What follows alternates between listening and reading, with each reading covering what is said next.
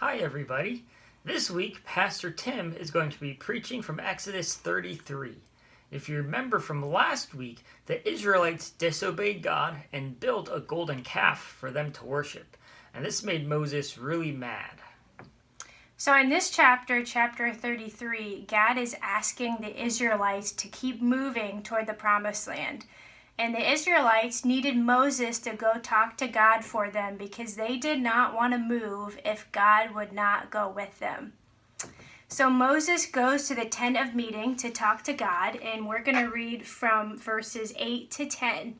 It says, "Whenever Moses went out to the tent, all the people would rise up, and each would stand at his tent door and watch Moses until he had gone into the tent. When Moses entered the tent, the pillar of cloud would descend and stand at the entrance of the tent, and the Lord would speak with Moses. And when all the people saw the pillar of cloud standing at the entrance of the tent, all the people would rise up and worship, each at his tent door."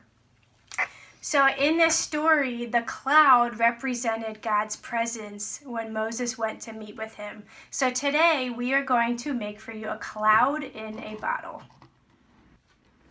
To make our cloud, we're going to take our bottle and fill it with a little bit of rubbing alcohol.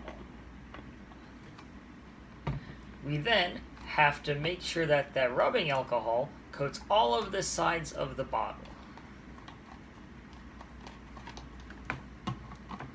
The last step is to pressurize the bottle. So we'll take a stopper and squeeze it on top and then pump it full of air.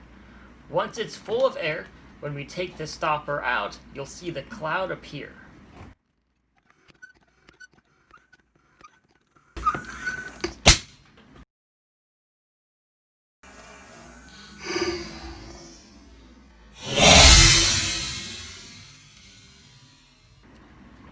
So as you can see, we made a cloud, and from the story, we know that the cloud represented God's presence. So whenever Moses went to the tent of meeting to meet with God, they would see a cloud showing that God was there. And when he was done meeting with God, the cloud would go away. So next we are going to take the cloud away and show that it can reappear. All we have to do is repressurize the bottle, and you'll see the cloud disappear. But then when we take the stopper off again, it'll come back.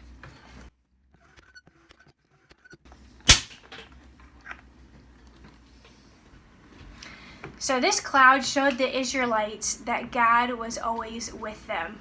God is so great and so glorious and so holy that we're not even worthy to see God's face. But we know that God is always with us, and we can always come to God. Eventually, God did tell Moses, "My presence will go with you, and I will give you rest."